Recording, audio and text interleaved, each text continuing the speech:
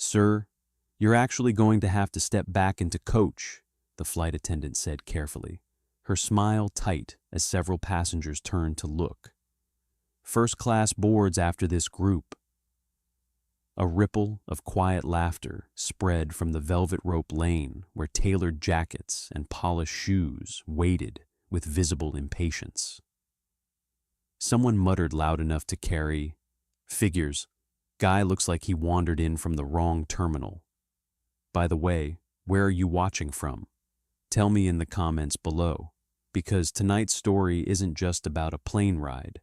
It's about the exact moment a cabin full of strangers realized the quiet man they mocked was the only reason they would see the ground again. He didn't argue, didn't defend himself. The single father simply nodded once, adjusted the strap of his worn duffel, and guided his daughter forward as if none of it had touched him. What no one understood, not the laughing passengers, not the impatient venture, capitalist checking her watch, was that before this flight ended, the captain himself would walk past every upgraded seat and stop beside the man they had just dismissed. Because sometimes authority doesn't announce itself. Sometimes it boards early, sits quietly, and waits. The man's name was Rowan Hale, and humiliation was something he'd learned long ago to treat like background noise. Unpleasant, but rarely important. He crouched beside his daughter near the boarding scanner. "Boarding pass is ready, Lila?" The 9-year-old nodded, clutching the small canvas backpack she refused to let out of her sight. A stitched red heart decorated the front pocket, slightly crooked, clearly handmade. "Are we in trouble?" she whispered. "Nope," he said softly. "Just airport choreography." She smiled at that, though her fingers remained curled around his sleeve. Rowan noticed everything the moment they stepped onto the jet bridge. The hollow drum of footsteps, echoing through aluminum, the faint scent of hydraulic fluid, the distant turbine whine vibrating through the structure like a low electric hum. Most people never heard those things. He always did. Halfway down the aisle, a woman in a charcoal designer coat glanced at their boarding group and frowned. Her gaze lingered on Rowan's jacket, practical, faded at the elbows, before sliding away with polite dismissal sharpened by habit. Celeste Armand was accustomed to environments bending around her schedule. Coach passengers did not typically cross her line of sight. Rowan didn't notice her stare, or if he did, he filed it away with the 1,000 other irrelevant details he ignored daily. His focus stayed on the rhythm of Lila's breathing.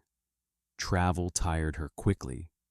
He guided her into their row and lifted her bag overhead with efficient ease. As he helped her settle into the window seat, she pressed her forehead against the cool glass, eyes bright. "Everything looks tiny, from here." "That's the idea," he said. "You okay?" she asked suddenly. He followed her gaze downward, to the faint, pale scar tracing beneath the collar of her shirt. "I'm always okay when you are." It wasn't entirely true, but it was close enough. Every mile they flew tonight was a mile closer to the surgical consult that might finally ease the strain on her heart, the quiet, relentless condition that had rearranged both their lives. He buckled her in, tugging gently to test the latch. Click, secure. Only then did he sit. Around them, the orchestra of boarding continued. Overhead bins slamming shut, rolling luggage bumping knees, the layered murmur of strangers negotiating invisible territory. Rowan exhaled slowly. Air travel had its own language. Pressure changes whispered through the fuselage. Electrical systems pulsed beneath the floor. Even parked at the gate, the aircraft felt alive. A massive, restrained creature waiting for permission to run. He closed his eyes briefly, mapping the familiar sounds without meaning to. A sudden metallic clink echoed somewhere forward, probably catering equipment. Still, his brow tightened almost imperceptibly. Lila nudged him. Nervous? Never about flying, she grinned. Because you're a science nerd? Because airplanes want to stay in the sky, he corrected gently. Everything about them is designed that way. Behind the curtain dividing cabins, laughter drifted back again.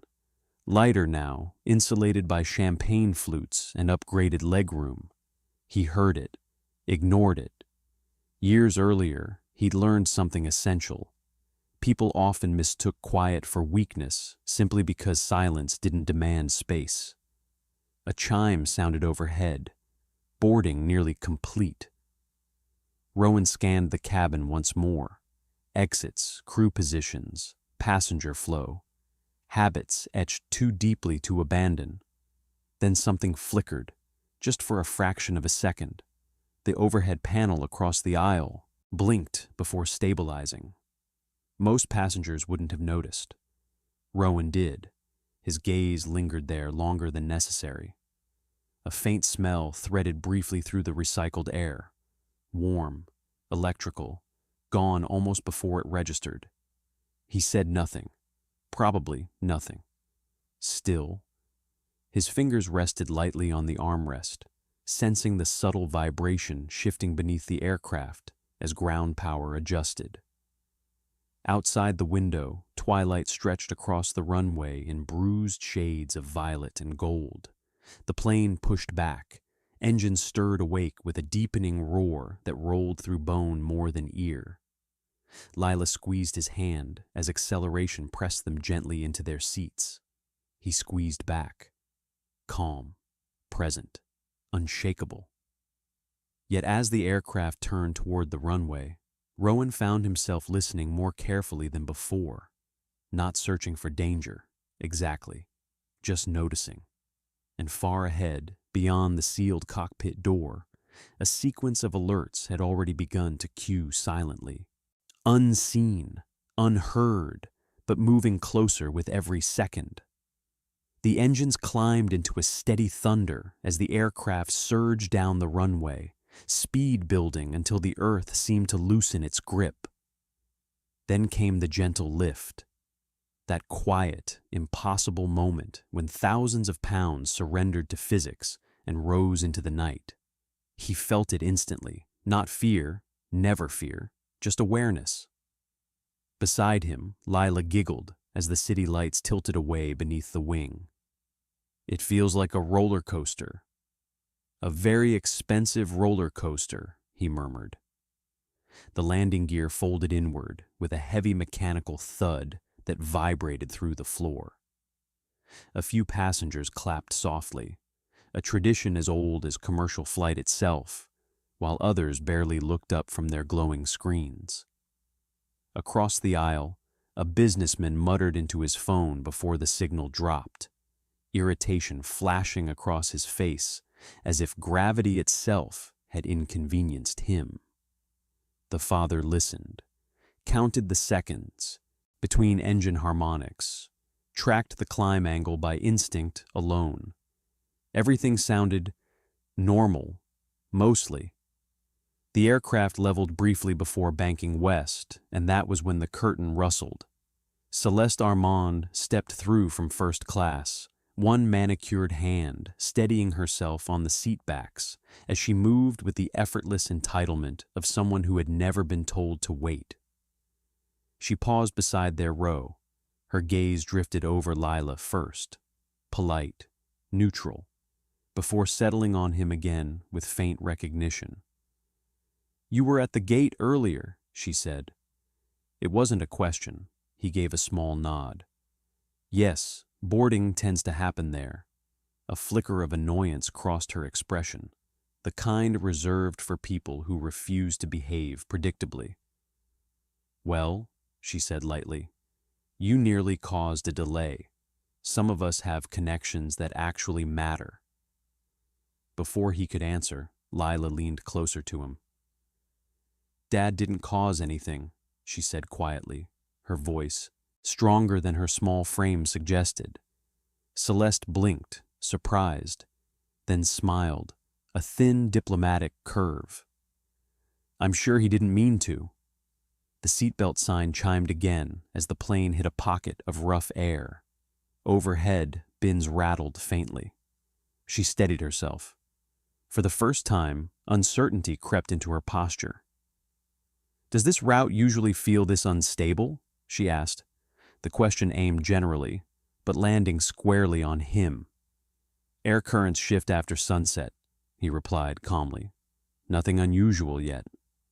Yet. She seemed to notice the word. A flight attendant approached from behind. "Ma'am, we need you seated until the captain turns off the sign." Celeste hesitated, then returned toward the curtain, though not before casting one more evaluating glance back at him, as if recalibrating something she couldn't quite define. Lila watched her go. "She talks like the principal at school." He smiled faintly. "Power has a tone." The climb, smoothed, cabin lights dimmed to a muted amber, and conversation softened into that shared in-flight murmur, strangers temporarily stitched together above the dark. He closed his eyes again, letting the layered sounds settle into something readable. Fans, airflow, engine resonance. Then, a subtle fluctuation brushed the underside of the noise profile, so slight it might have been imagination. His eyes opened. Across the aisle, the overhead reading lights flickered once, twice, then stabilized, probably a load transfer. Still. He leaned forward slightly, catching another faint thread of warmth in the air. Not quite smoke, not quite plastic. Gone again. A flight attendant passed, pushing a beverage cart, wheels humming softly along the track. "Can I get you anything?" she asked. "Water, please." "For you too, sweetheart?" she added to Lila. "Yes, please." The attendant handed them each a cup, then lowered her voice almost conspiratorially. "Captain says we might experience a little chop ahead. Nothing to worry about." He nodded, though his attention lingered on the panel near the galley where a tiny indicator blinked amber before returning to green. Interesting, not alarming, but interesting. Lila took a sip and wrinkled her nose. "Airplane water tastes sleepy." He chuckled softly. "You doing okay?" She tapped her chest once, their quiet signal. "I'm strong today." Pride tightened his throat. "Yeah," he said gently. "You are." Behind the curtain, a sharper vibration rolled through the fuselage, brief but distinct. Several passengers glanced up this time. The beverage cart rattled. Somewhere forward, a call button chimed twice in rapid succession. He didn't move, didn't speculate, just listened harder. Patterns mattered more than moments. The attendant returned toward the galley, her expression professional, but fractionally more focused than before. Crew members exchanged a look, quick, practiced, trained calm. Most people would never recognize it. He did. Years of systems training had taught him one immutable truth. Aircraft rarely whispered without reason. Still, nothing yet justified concern. He rested his hand lightly over Lila's. Outside, darkness swallowed the horizon completely now, the wingtip light blinking its patient rhythm against endless black. A minute passed, then another, and then, from somewhere ahead, muted by the cockpit door but unmistakable, 3 soft, alert tones sounded in sequence. Not loud, not dramatic, but deliberate. His gaze lifted toward the front of the plane, listening, calculating, waiting. Because sometimes the difference between routine and emergency began with a sound almost no one else noticed. If you've ever believed quiet people see more than they say, subscribe now. Because what unfolds next will prove exactly why the calmest voice can become the one everyone depends on. He exhaled slowly, eyes still fixed forward. Something had just shifted. The question was how much. Something had just shifted. He didn't move right away. Stillness often revealed more than action, and the cabin, moments ago wrapped in the predictable rhythm of cruise, now carried an undercurrent that only sharpened his attention.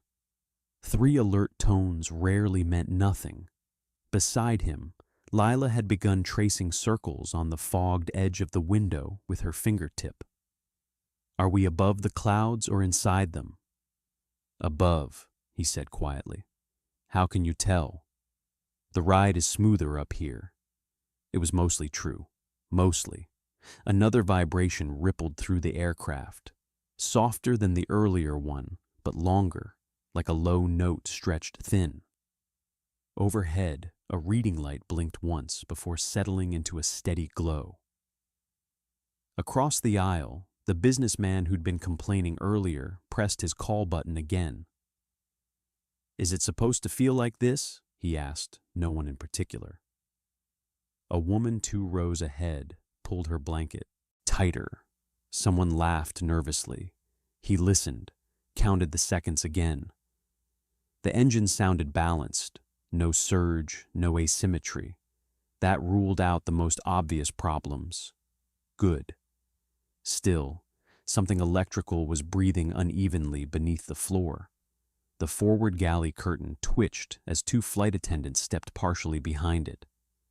Their voices stayed low, but posture told its own story. Shoulders squared, movements economical. Professional focus, not panic. Yet. Lila leaned closer. You're doing the listening thing again. He blinked down at her. The listening thing? You go very still, like when you figure out puzzles. He smiled faintly. Habit. She studied him for another moment, then nodded with quiet acceptance, the way children do when they trust explanations without needing all the pieces. Another chime sounded forward. Not the passenger call this time. Higher pitched, short, a systems notification, almost certainly repeating inside the cockpit. A few seconds later, the plane banked slightly. Nothing dramatic, just enough to adjust heading. But the motion came with a faint fluctuation in cabin lighting, so brief most passengers missed it. He didn't. His gaze drifted toward the galley again, just as the senior flight attendant, Marcus Bell, stepped into view. His expression carried the same courteous neutrality as before, yet his eyes moved faster now, scanning. When Marcus noticed him watching, he offered a reassuring nod. He returned it. Neither spoke. An unspoken professional courtesy passed between them. Recognition without introduction. The seatbelt sign chimed again. It had never been turned off. Interesting. A minute crawled by. Then another alert tone echoed faintly through the structure. Muted, but layered this time, like 2 signals overlapping. His jaw tightened almost imperceptibly. Sensor disagreement? Possibly. Across the curtain, Celeste Armand appeared again, though she stopped short of entering coach this time. She caught Marcus by the arm. I'd like to know what's happening, she said, her voice low but edged. Nothing outside normal parameters, ma'am, Marcus replied smoothly. Just a systems check. She glanced past him, directly toward the quiet row where he sat. Their eyes met for half a heartbeat. She looked away first. He noticed something else then, a faint warmth threading intermittently through the airflow. Not smoke, not yet, but insulation often whispered before it complained. He leaned forward slightly, lowering his voice to Lila.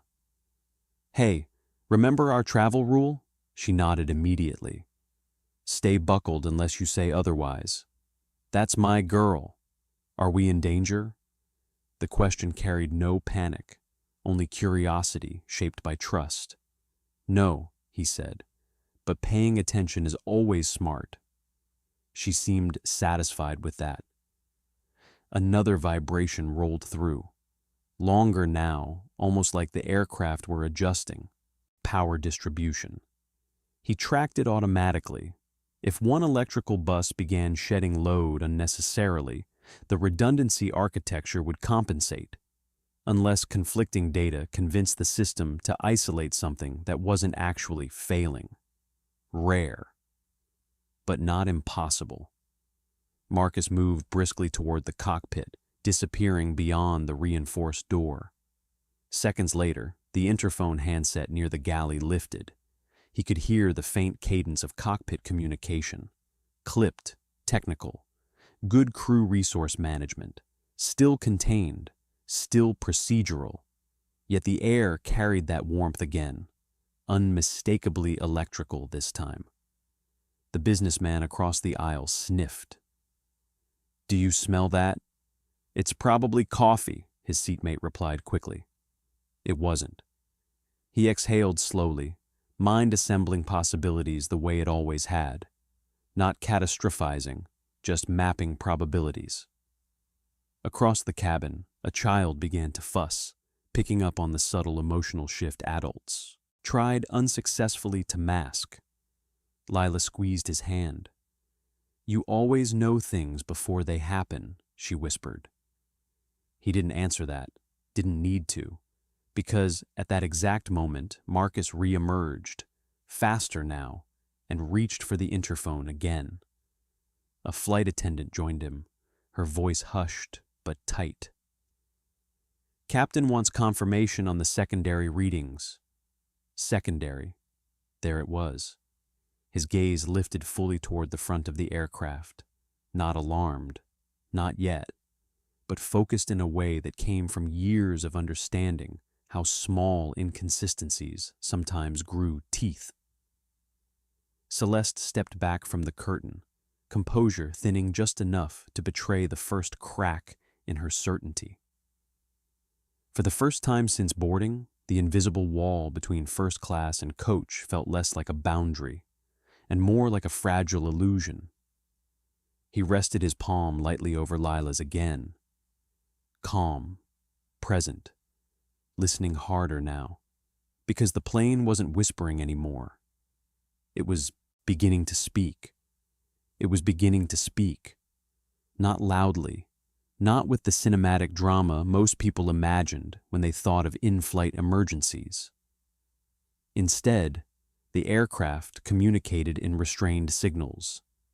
A tremor through the armrest, a breath of warmth from the vents, a faint electrical tang that threaded the conditioned air and vanished before certainty could form. He straightened slightly, every sense tuned without appearing tense. Across the cabin, conversations dipped into that strange half-volume people adopted when instinct told them something was different, but social habit urged them not to name it. Marcus remained at the galley interphone, one hand braced against the wall as the aircraft rolled gently through another pocket of uneven air. "Yes, Captain, understood," Marcus said quietly. A pause, then, no visible smoke, just intermittent odor. Odor. So they smelled it too. Good. Recognition meant process. Process meant time. Lila tilted her head. "The plane sounds busier." He glanced down at her, surprised by the precision of the observation. "It does a lot of thinking up here," he said. "Like you?" He almost smiled. Another alert tone pulsed forward, sharper now, impossible to mistake as routine cabin noise. A few passengers shifted visibly. The businessman unbuckled halfway before the seatbelt sign blinked brighter, forcing him back with an irritated sigh. The curtain parted again, and Celeste stepped through despite it. Her confidence hadn't vanished, but it had tightened. transformed from effortless command into something more deliberate. "I'd like a straight answer," she said to Marcus. "I have a meeting in Tokyo tomorrow morning. Are we turning around?" "Right now we're continuing as planned, ma'am," Marcus replied evenly. She folded her arms. "That doesn't sound reassuring." He watched the exchange quietly, then leaned forward just enough to catch Marcus's attention. "Is the cockpit getting conflicting sensor data?" he asked. Marcus blinked. It wasn't the question itself that startled him. It was the specificity. "I'm sorry, sir?" "The odor combined with electrical fluctuation," he continued calmly. "Sometimes that points to a disagreement between primary and secondary buses." Celeste turned toward him slowly. Marcus studied him for a beat longer than politeness required. "Are you in aviation?" the attendant asked. "Used to be adjacent to it." Not a lie, just incomplete. Another alert chimed. Longer this time. Marcus hesitated only a moment before lifting the interphone again. "Captain, we may have a passenger with relevant technical experience." Celeste's brows rose. "You're consulting coach now?" she asked, incredulous. He ignored that. Credentials meant nothing if offered theatrically. Marcus covered the receiver briefly. "Sir, what exactly is your background?" He reached into the front pocket of his duffel and withdrew a slim, weathered card holder. Inside rested a federal contractor identification badge. Current, unexpired. Marcus scanned it, looked again. When his eyes came back up, something had shifted. Respect didn't arrive all at once, but the doorway for it had opened. "I'm going to relay this," Marcus said quietly. "Of course." Celeste stared at the badge as if proximity alone might decode it. "You design airplanes?" she asked. "Design systems," he corrected gently. "Redundancy architecture, mostly." Before she could respond, the aircraft lurched, not violently, but with enough force to scatter a few gasps through the rows. The overhead lights dimmed a fraction, then returned. Marcus pressed the interphone closer. "Yes, Captain, confirmed." A beat passed. Then he extended the handset toward him. "The captain would like a word, if you're willing." He accepted it without ceremony. "Captain." The voice that answered carried the steady cadence of someone trained to compress urgency into clarity. "This is Captain Navarro. I understand you've worked with flight electrical systems." "Yes, sir." "We're seeing inconsistent readings from the secondary control bus. No smoke, no active fire indications, but the alerts are cycling." He pictured the architecture instantly. Layers of protection designed to prevent exactly this sort of ambiguity. "Are you shedding load automatically?" he asked. "Not yet." "Good. Don't let the system isolate that bus until you confirm the sensor integrity. A false disagreement can cascade." Silence, brief, thoughtful. Then, "That aligns with what we're evaluating. I can stay available if needed. We may take you up on that." He handed the interphone back. Celeste exhaled slowly, composure recalibrating around new information. "You were serious," she said. He didn't answer, didn't need to. The aircraft steadied slightly, though the warmth threaded the air again, more persistent now. Passengers were noticing. Whispers spread like faint static. Lila looked up at him, eyes searching, but calm. "You helping them?" "Just listening." Marcus returned the handset to its cradle, posture subtly changed, no longer merely monitoring the cabin, but triangulating it. The invisible hierarchy had begun its quiet rearrangement. Outside the window, darkness stretched unbroken, the wingtip light blinking its solitary rhythm against an endless sky. Inside, the plane continued forward, systems humming, alerts cycling, professionals aligning. And in row 23, where power was never supposed to sit, the quiet single father rested his hands lightly on the armrests, waiting. Because sometimes the moment before responsibility arrives is the last moment the world still feels ordinary. And somewhere ahead, another alert had already begun to sound. And somewhere ahead, another alert had already begun to sound. This one didn't fade. It pulsed through the fuselage in a repeating sequence, deliberate, insistent, the kind that trained ears recognized as escalation rather than notification. Marcus lifted the interphone again before the second cycle finished. His composure held, but urgency now shaped the speed of his movements.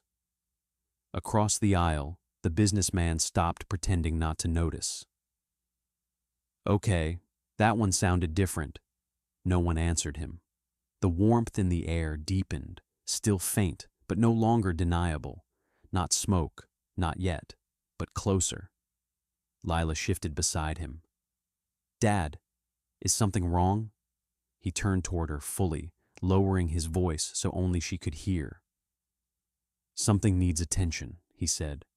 "That's why there are so many smart people up front." She searched his face. Children always knew where truth lived.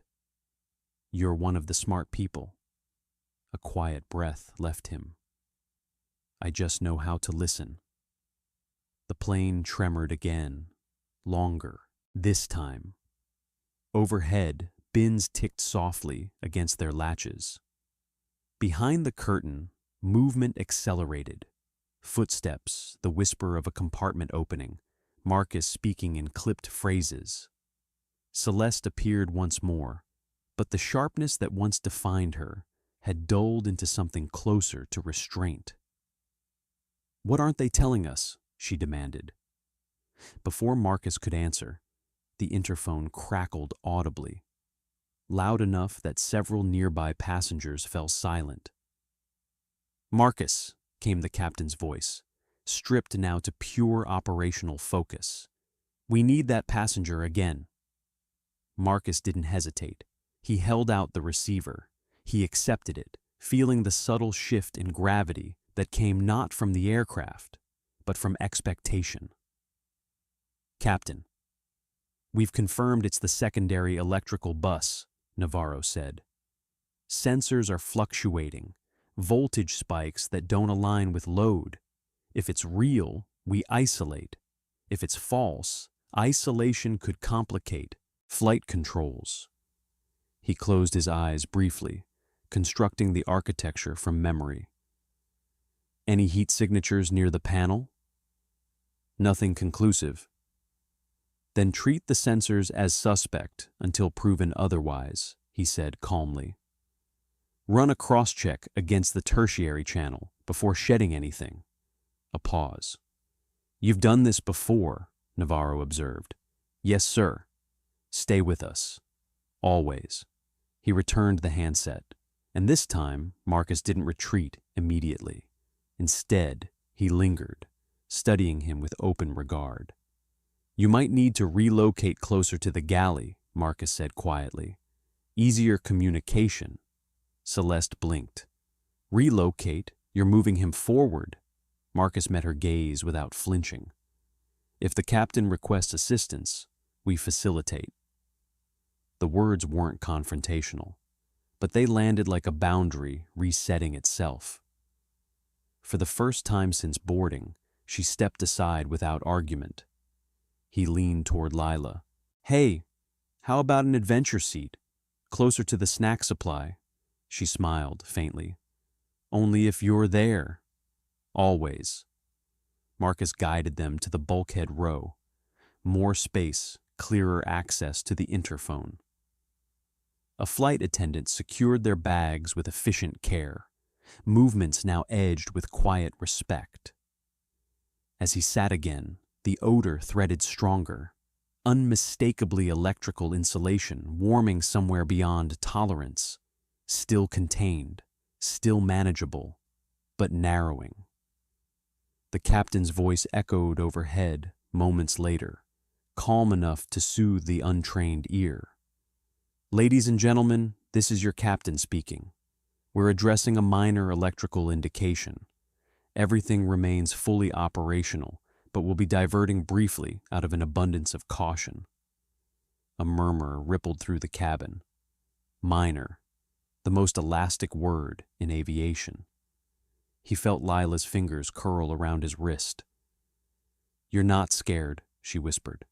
"No." "Why?"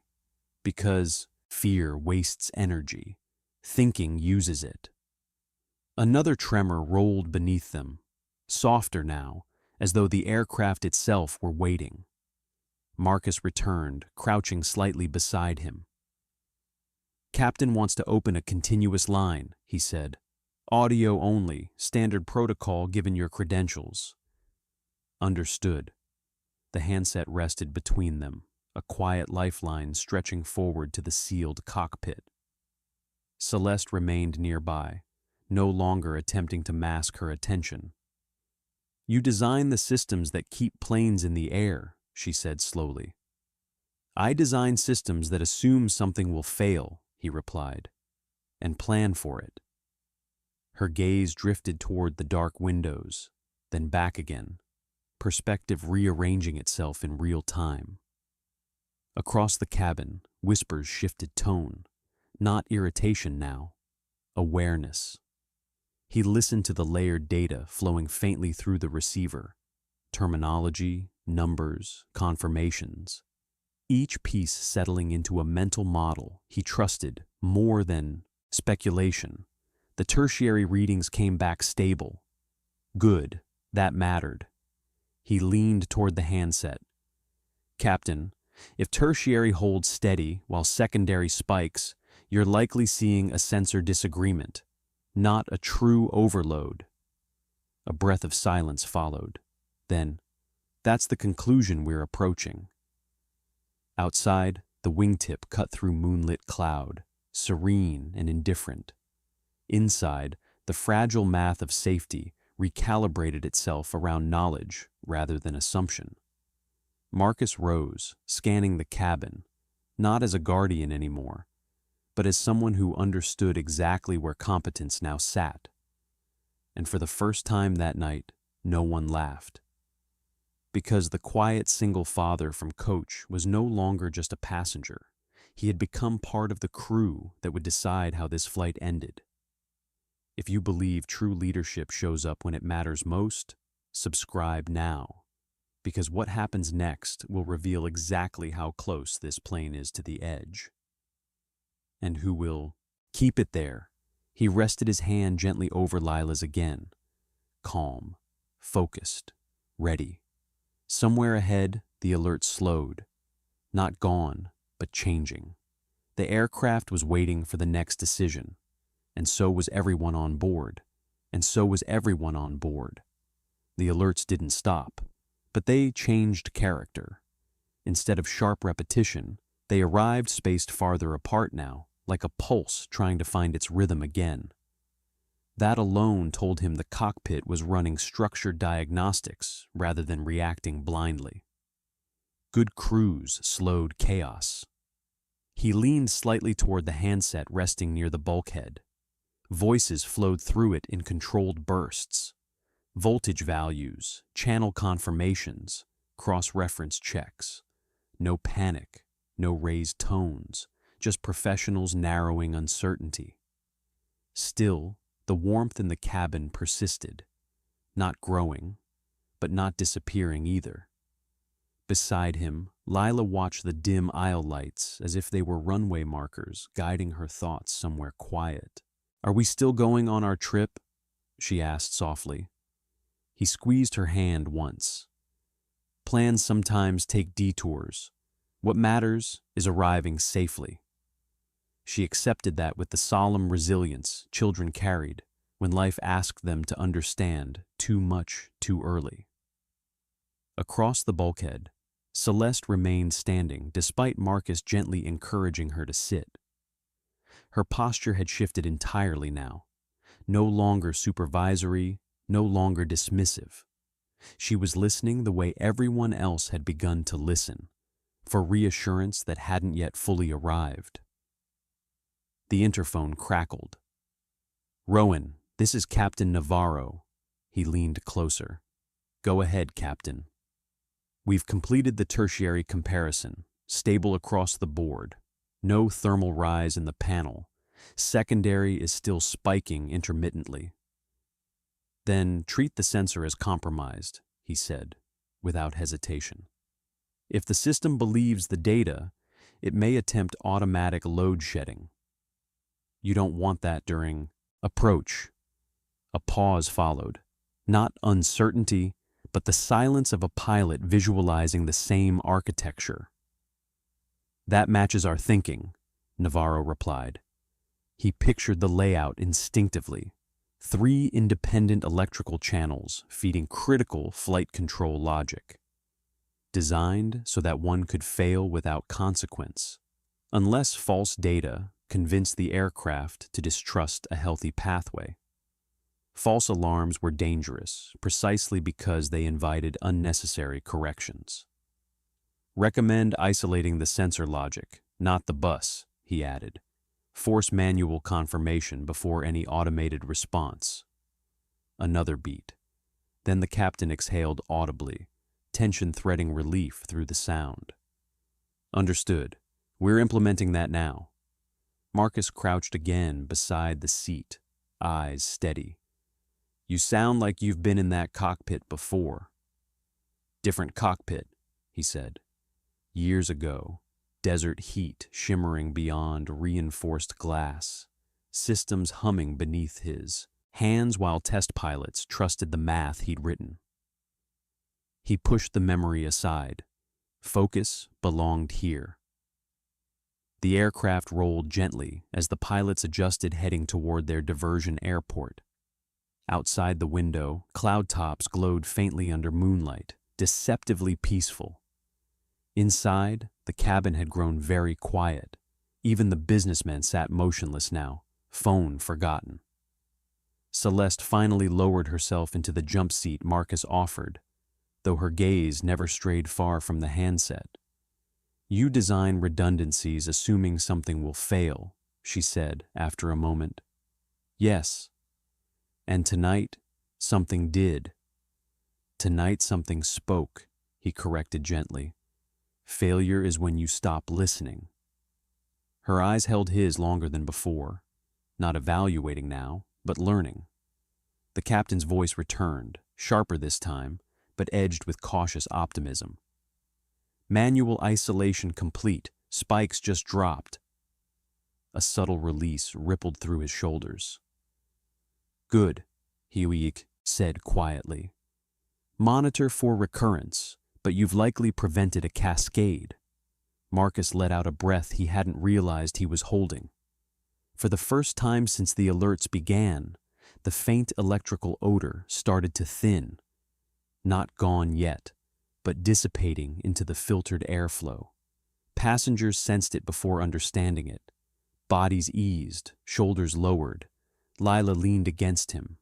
"It feels calmer." It is, yet he didn't relax entirely. Systems taught humility.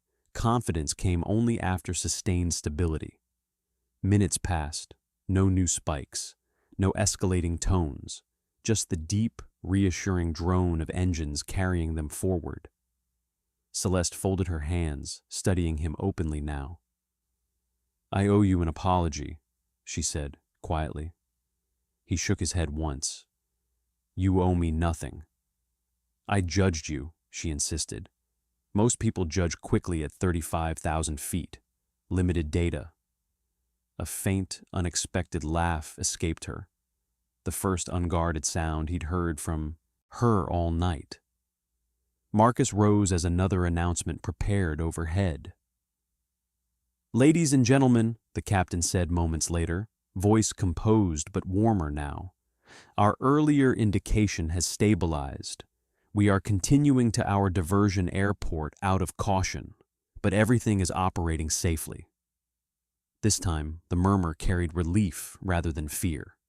He closed his eyes briefly, letting the sound confirm what the data already had. Safe, not by luck, but by disciplined response. Lila tugged his sleeve. "So, you helped fly the plane?" He smiled faintly. "The pilots flew it. I just reminded them what the airplane was trying to say." She seemed to consider that carefully, then nodded with quiet pride. Outside, the wing carved steadily through the night.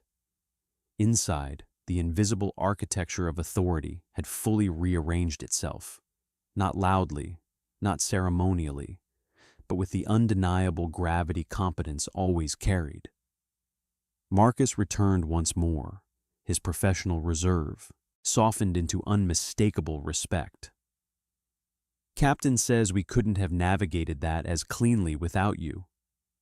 He inclined his head slightly. "You had it handled." "Maybe," Marcus replied, "but it helps when someone who understands the language is listening." The alerts had fallen silent now, not suppressed, resolved. And in the gentle hush that followed, the plane no longer felt like a question waiting to be answered, but like a promise already kept. The calm didn't last as long as anyone hoped.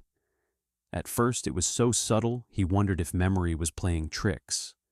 A faint shimmer in the overhead lights, barely perceptible, like a reflection rippling across water. Then came the tone again, single, sharp, gone. Marcus froze mid-step near the galley, eyes lifting instinctively toward the cockpit door.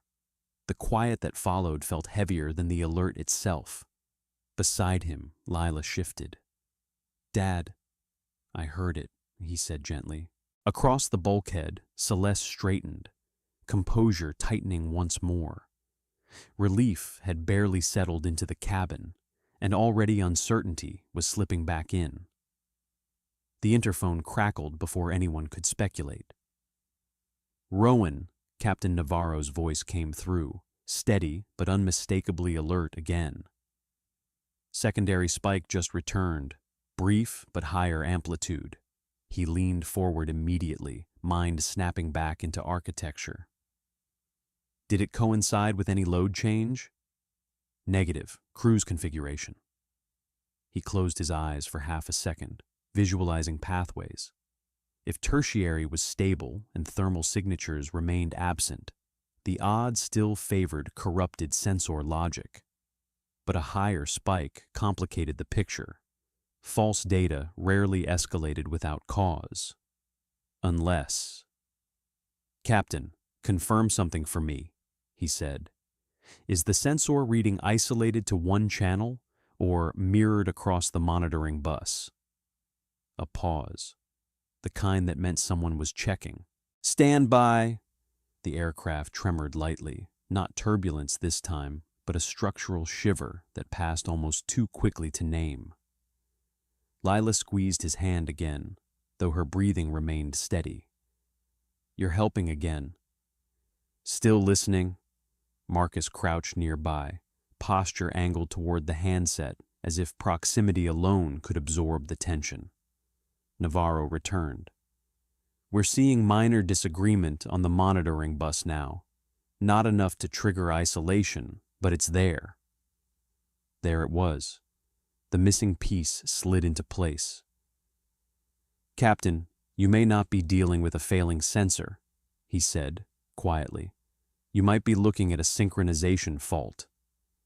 "Explain." "If the monitoring bus clock drifts even slightly, healthy channels can appear out of phase. The system reads that as instability."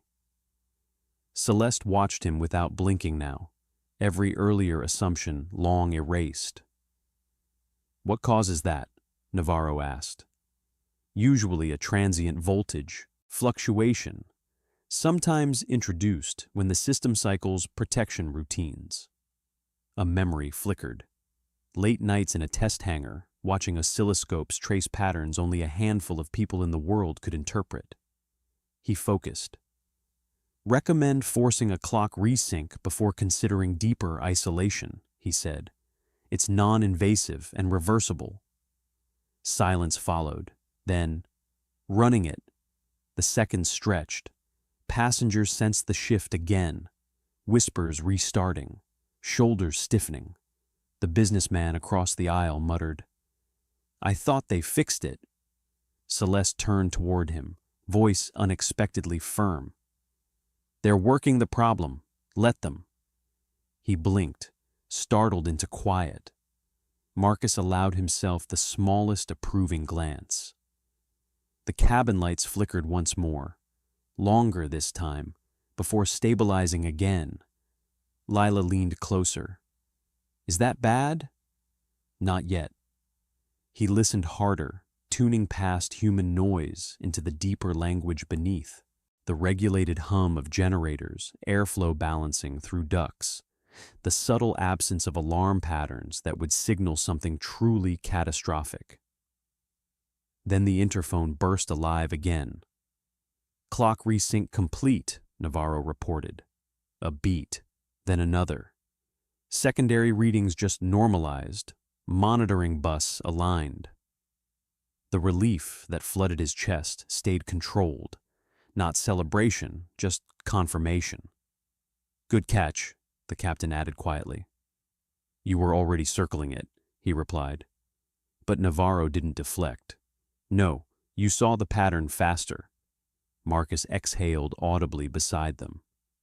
Across the cabin, tension dissolved in visible waves. Passengers shifting, breaths releasing, someone even laughing softly in that fragile way people did when adrenaline found an exit. Celeste lowered her gaze briefly, then looked back up. "You didn't hesitate," she said. "Hesitation belongs to uncertainty," he answered. "Training reduces that."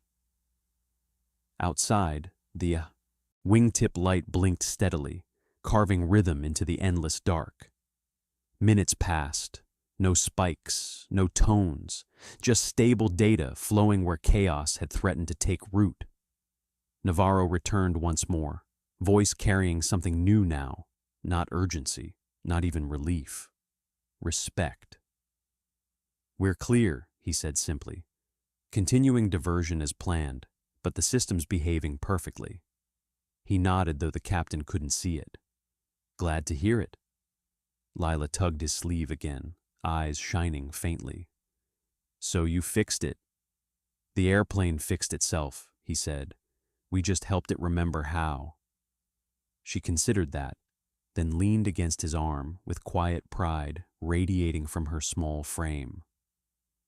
Marcus rose slowly, studying him with open admiration now. "You stayed calm through both spikes," the attendant said. "Most people would have panicked after the second." "Airplanes reward calm," he replied. Celeste folded her hands in her lap, posture no longer guarded, but thoughtful. "All that time back there, we were measuring importance by seat numbers." He didn't respond. Didn't need to, because somewhere between the first alert and the second recovery, the invisible architecture of status had collapsed entirely, replaced by something older and far more durable. Competence. Outside, dawn hinted faintly along the horizon, a pale seam splitting the night. Inside, the aircraft moved forward with quiet certainty once more. And in the bulkhead row, where power was never supposed to sit, the single father relaxed for the first time since the alerts began. Not because the crisis had frightened him, but because it had proven exactly what he'd always known. When systems falter, the calmest voice often becomes the one everyone follows. When systems falter, the calmest voice often becomes the one everyone follows. For several long minutes, the aircraft held that fragile equilibrium. Engines steady, lights unwavering, airflow smooth and even. It felt less like relief and more like the deep inhale after surviving a held breath. Marcus remained near the bulkhead, posture looser now, but still alert in the way seasoned professionals never entirely abandoned. Across from him, Celeste watched the quiet single father with an expression that had shed every trace of earlier dismissal. Something like recalibration lived behind her eyes. Then the captain's voice returned over the interphone, softer this time. "Rowan, we're beginning our descent path toward Denver. Weather is clear, runway confirmed. I'd like you to stay on the line through approach, purely precautionary." "Of course," he said. Precaution was the language of good crews. Lila shifted beside him, peering out at the dark horizon where a thin silver line hinted at morning. "Does that mean we're almost down?" "Closer than we were," he replied. She smiled faintly, relief brightening her small face. He brushed a loose strand of hair behind her ear, grounding himself in the simple reality of her presence. The entire reason this journey mattered at all. The aircraft began a gradual descent, barely perceptible except for the subtle pressure change tugging at the ears. Somewhere behind them, a passenger yawned loudly, tension finally giving way to exhaustion. Celeste leaned forward slightly. "You stayed composed through all of that," she said quietly. "Most executives I know can't manage calm when a presentation glitches." He allowed himself the faintest smile. "Machines don't respond well to ego." She absorbed that in silence. Marcus checked a panel near the galley, then nodded once, more to himself than anyone else.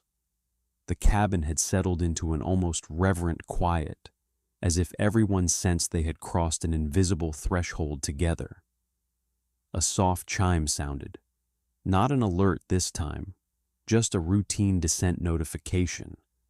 Yet several heads lifted instinctively before relaxing again. Trauma taught quickly. The interphone murmured with cockpit coordination, altitude checks, speed adjustments, approach vectors. Each phrase carried the grounded confidence of professionals steering complexity towards something manageable. He listened without intruding, present but no longer directing. His role had shifted from active intervention to silent redundancy, another layer of awareness should the unexpected return. Celeste folded her arms loosely. "Earlier, at the gate," she began, then paused. "I've spent years teaching teams to identify talent quickly. Funny how blind certainty can be." "Context matters," he said. "Airports compress people into assumptions." "And you?" she asked. "What assumptions do you make?" "That most people are doing their best with the information they have." Her gaze held his, thoughtful rather than defensive now. The plane banked gently, revealing the faint lattice of city lights below. Denver stretching wide and patient beneath the thinning night. Lila pressed closer to the window. "It looks like stars fell on the ground." He followed her gaze, warmth threading quietly through his chest. "Good description," Marcus returned, voice low but unmistakably sincere. "Captain asked me to thank you again. He says the resync likely prevented a chain of automated corrections that would have complicated the descent." "Glad it helped." Marcus hesitated, then added, "Not everyone stays that steady when hundreds of lives hinge on interpretation." He met the attendant's eyes briefly. "Training teaches you where panic belongs."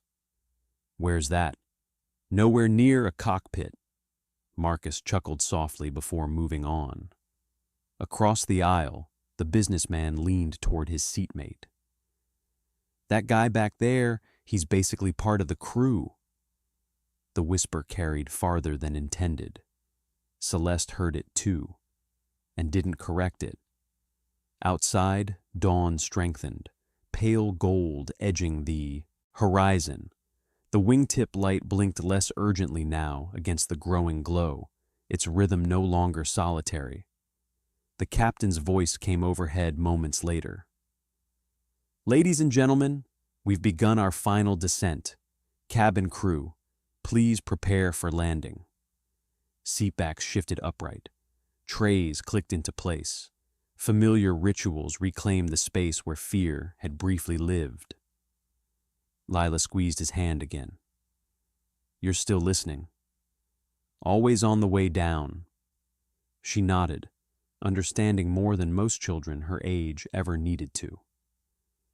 As the aircraft slipped lower through the quiet layers of morning air, Celeste drew a slow breath. "You know," she said, "in boardrooms we talk endlessly about leadership under pressure. Tonight I watched the real thing happen in seat 23. He shook his head lightly. "Tonight you watched a system work the way it was designed to." "But systems need people who understand them," she replied. Before he could answer, the DTIT interphone crackled one final time. "Rowan," Captain Navarro said, voice carrying unmistakable warmth now. "Once we're on the ground, I'd appreciate the chance to thank you properly." "That isn't necessary, Captain. It is to me." He inclined his head toward the receiver, even though the gesture went unseen. "We'll talk after landing." The runway lights appeared ahead, twin rivers of gold guiding them home. Inside the cabin, something fundamental had shifted. No announcement declared it, no ceremony marked it, yet everyone felt it. Respect had quietly replaced hierarchy. If you've ever believed true character reveals itself when pressure rises, subscribe now, because what happens after this landing will prove that dignity doesn't need an audience, but it always earns one. The landing gear lowered with a reassuring mechanical roar, vibrating upward through the frame like a promise kept. He rested his hand over Lila's once more, calm settling, deeper with every descending foot. Soon wheels would meet runway, and the story everyone thought ended in coach was about to walk straight down the aisle. And the story everyone thought ended in coach was about to walk straight down the aisle. The aircraft sank through the last layer of cloud like a quiet exhale, morning light breaking fully across the wing.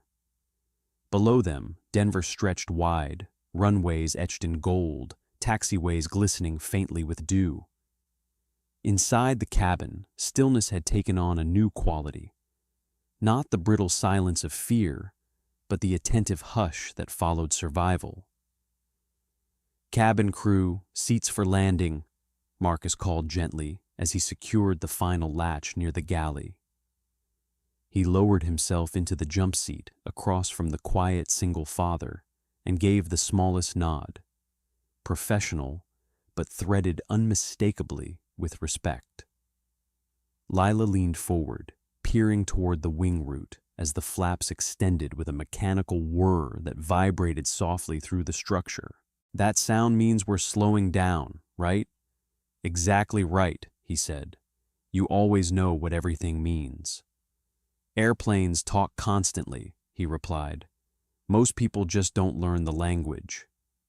The runway grew larger, no longer abstract geometry, but a destination rushing steadily upward. Then came the final approach tone from the cockpit, stable, committed. Outside, the ground rose to meet them. The touchdown arrived not with drama, but with a firm, reassuring thump. Rubber-kissing asphalt, reverse thrust blooming into a thunder that pressed everyone gently forward. For half a second, the cabin froze. Then applause erupted. It started somewhere in the rear, a spontaneous human reflex, but spread quickly until rows of strangers clapped toward the unseen cockpit. Lila joined in enthusiastically. He didn't clap. Instead, he listened to the deceleration, feeling each shift of weight as the aircraft surrendered speed and rolled safely down the IT runway, alive, controlled, certain. As they turned off onto the taxiway, the applause softened into relieved laughter and overlapping conversations. "I thought that smell meant fire. Did you hear those alerts? We diverted, right?"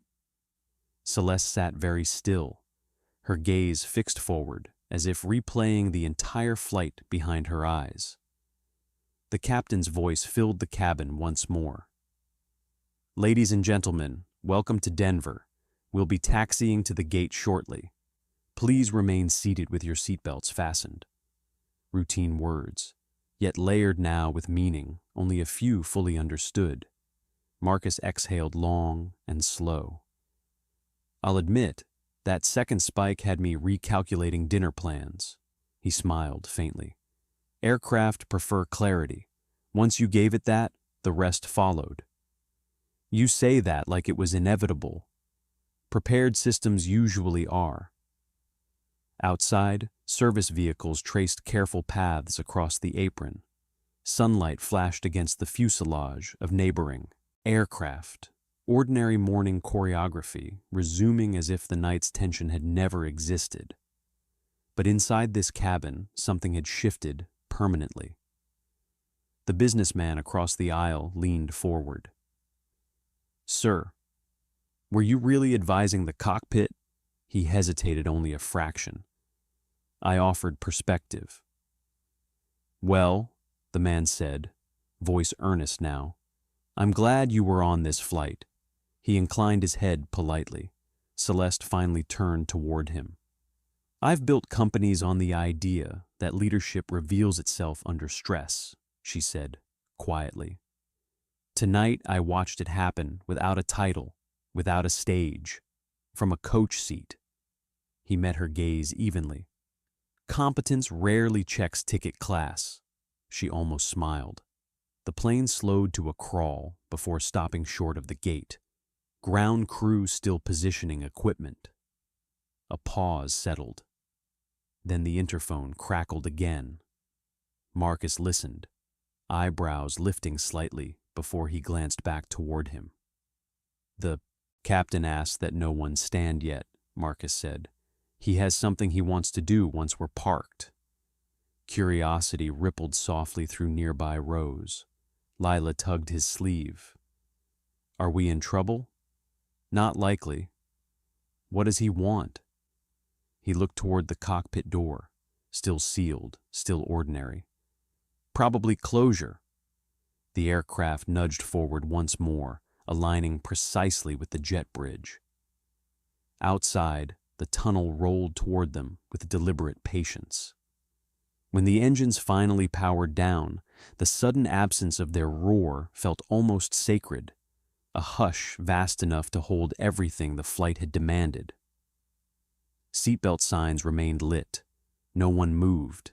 Marcus stood, but didn't begin the usual disembarkation choreography. Instead, he stepped aside from the aisle entirely. A subtle gesture, an invitation. Then the cockpit door opened. Not rushed, not ceremonial, simply deliberate. Captain Idris Navarro stepped out, uniform immaculate despite the long night, eyes scanning the cabin with quiet gravity. Passengers leaned instinctively into the aisle to see. He didn't stop in first class, didn't pause at the curtain. He walked past the seats that once defined hierarchy, boots sounding softly against the carpet as morning light spilled through the windows. Row by row, whispers followed him until he reached the bulkhead and stopped directly beside the quiet, single father. For a moment, no one breathed, because everyone understood, without needing it explained, that whatever happened next would belong to all of them. The captain met his eyes, something deeper than gratitude settling into his expression. Then he straightened slightly, as if preparing to honor more than assistance alone. And the aisle fell utterly silent, and the aisle fell utterly silent. Captain Idris Navarro didn't speak right away, He stood there for a heartbeat longer than social rhythm usually allowed, the stillness amplifying the weight of his presence. Morning light streamed through the oval windows, catching the silver threads at his temples, and the calm authority etched into his posture. Then, without ceremony, but with unmistakable intent, he lifted his hand to the brim of his cap and saluted. It wasn't theatrical, it wasn't exaggerated. It was the crisp, professional salute one trained expert gave another, stripped of ego, anchored entirely in respect. A quiet gasp traveled down the cabin like a ripple across water. The single father blinked once, surprised despite everything, then rose instinctively to his feet. Years of disciplined reflex guided the movement before thought could catch it. "You kept this aircraft safe tonight," Navarro said, his voice carrying clearly without needing volume. "My crew and I owe you a professional debt." Every eye in the cabin locked onto the moment. "I only helped interpret the data," he replied. Navarro shook his head slightly. "You recognized the pattern before it, escalated. That's the difference between complication and clarity." Behind the captain, Marcus watched with open pride, arms folded loosely as if guarding the significance of the exchange. Lila stared upward, her small hand tightening around her father's sleeve. "Dad, he saluted you." He glanced down at her briefly, warmth flickering through the composure he usually wore so easily. Navarro extended his hand. "On behalf of everyone aboard, thank you." He accepted the handshake, grip firm but unassuming. "You and your crew did the hard part." "Leadership isn't about doing everything yourself," Navarro replied quietly. "It's about recognizing the right voice when it speaks." A murmur spread, not the anxious whisper of earlier, but something closer to collective awe. Celeste rose slowly from her seat, drawn forward by gravity she no longer resisted. "I owe you more than an apology," she said, her voice steady, yet softened. "At the gate, I measured worth by appearance." He met her gaze without judgment. "It's an easy mistake. Not one I intend to repeat," she said. Navarro glanced between them, understanding flickering across his expression without needing explanation. Across the aisle, the businessman leaned forward again. "Sir, what exactly do you do?" The question hovered, curiosity stripped now of arrogance. He hesitated, then answered simply. "I design electrical redundancy systems for military transport aircraft." A collective intake of breath followed. Navarro allowed himself the faintest smile. "Which explains why your suggestions aligned almost perfectly with our emergency reference logic." Lila looked around at the watching faces, pride radiating openly now. She tugged his sleeve again. "You help planes stay in the sky." "That's the goal." Navarro turned slightly, addressing the wider cabin. "Ladies and gentlemen," he said, projecting, just enough for nearby rows to hear. "Aviation is built on layers of preparation. Tonight, one of those layers happened to be seated among you." Applause erupted again. Louder this time, sustained, no longer spontaneous, but intentional. Some passengers even rose halfway, before remembering the seatbelt sign still glowed overhead. He felt heat rise faintly at the back of his neck. Not embarrassment exactly, just unfamiliar attention pressing inward from every direction. Recognition had never been the objective. Safety had. Navarro lowered his hand and leaned closer, voice dropping into a more personal register. "If you ever feel like visiting the flight deck once we clear procedures, the invitation stands." "I'd like that," he said. Marcus stepped forward then, unable to hide his grin. Not every day we get an extra systems engineer at 35,000 feet. Celeste folded her arms lightly, studying him with new understanding. All that time back there, she said, glancing toward Coach. I thought leadership was sitting in the wide seats.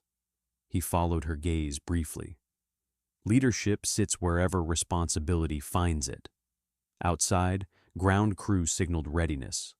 The jet bridge sealed softly against the fuselage with a hollow thump. Navarro straightened.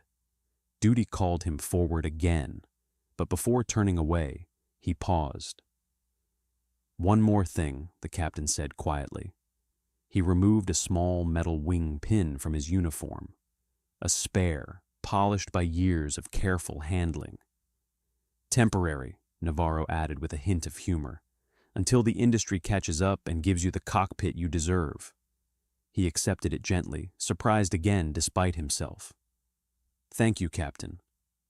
Navarro nodded once, then finally stepped back toward the front, leaving behind a silence heavier than applause. Lila looked up at the pin, eyes wide. Does this mean you're basically a pilot now? He chuckled softly. Let's not confuse the professionals. But inside, something settled. Not pride exactly, not validation. Something steadier. The aisle gradually refilled with sound as passengers began gathering belongings. Yet, the invisible architecture of the cabin had changed forever. Coach and first class no longer felt like separate worlds, just seats, because competence had walked the length of that aisle and been recognized by the one person whose judgment mattered most in the sky.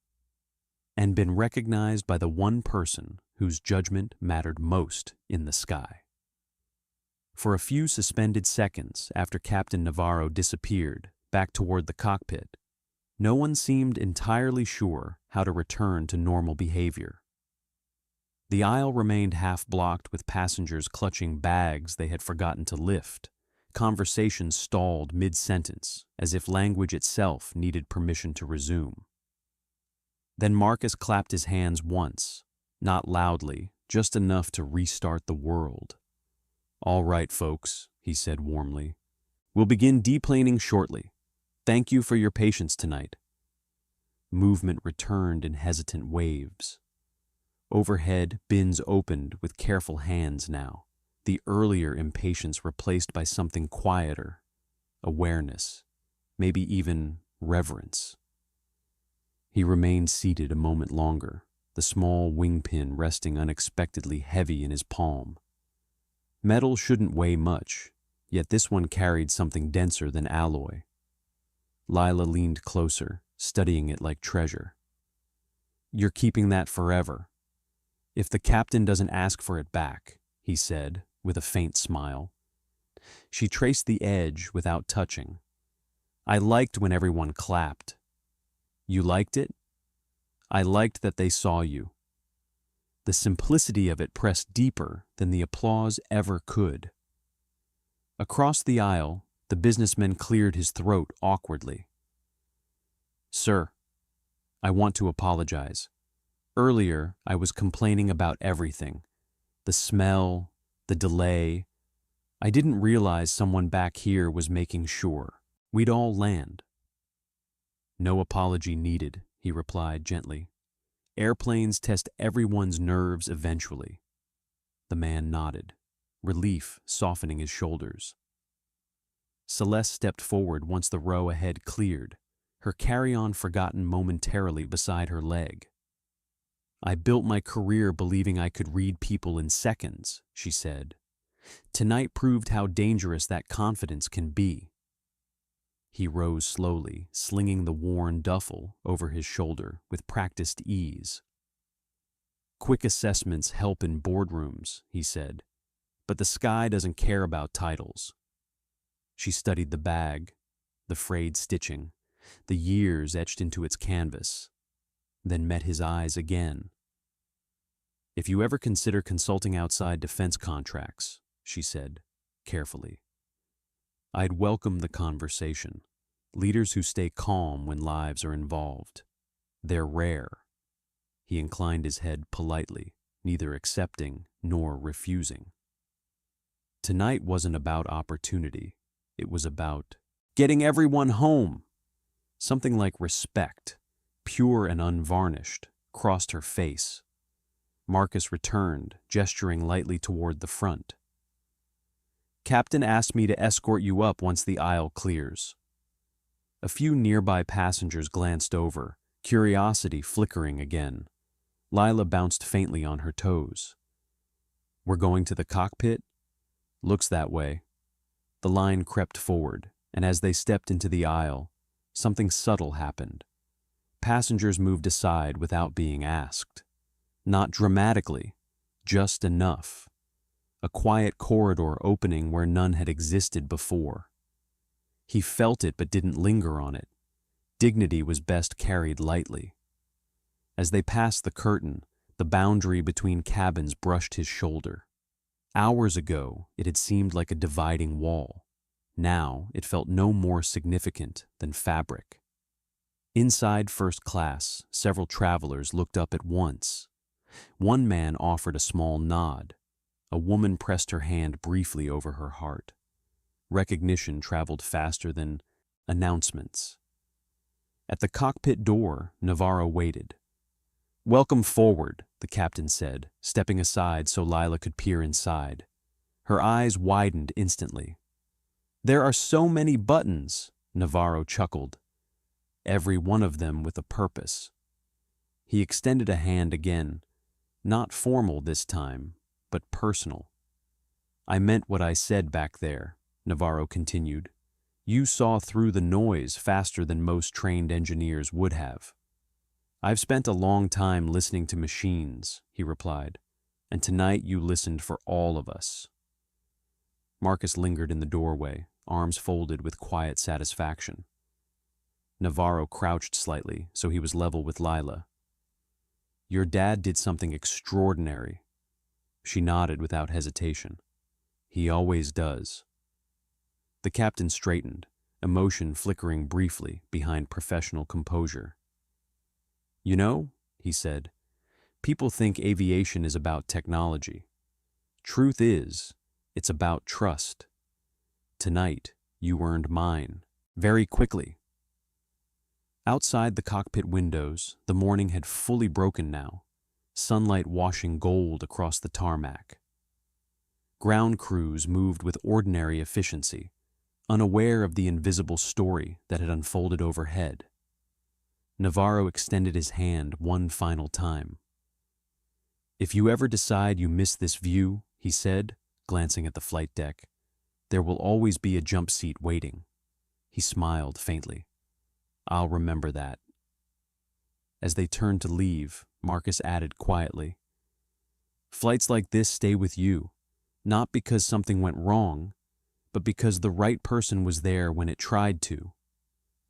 Walking back through the cabin toward the open jet bridge, he felt the eyes again. Not intrusive, just grateful. Lila slipped her hand into his. "You didn't want them to clap, did you?"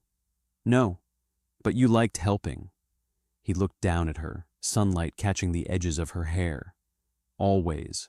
At the threshold, he paused briefly, glancing back once at the length of the aircraft. Rows of seats now ordinary again, systems humming peacefully as if nothing remarkable had happened.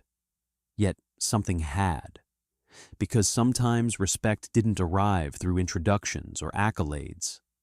Sometimes it traveled 35,000 feet and found you quietly doing your job, and found you quietly doing your job. The jet bridge carried them forward with its hollow, rhythmic echo. Footsteps layered over footsteps, strangers returning to the gravity of ordinary life. Morning air slipped faintly through the seams of the terminal ahead, cool and grounding after the insulated world of the cabin. He stepped off the aircraft without looking back again. Some stories didn't need revisiting to be understood. Lila inhaled deeply the moment they crossed into the terminal. Air smells different on the ground. It always does after a long flight, he said. Behind them, passengers filtered out in softened clusters, voices low but warm now, the tone people used when they shared an experience that quietly bonded them. A woman touched his arm as she passed. "Thank you," she said simply.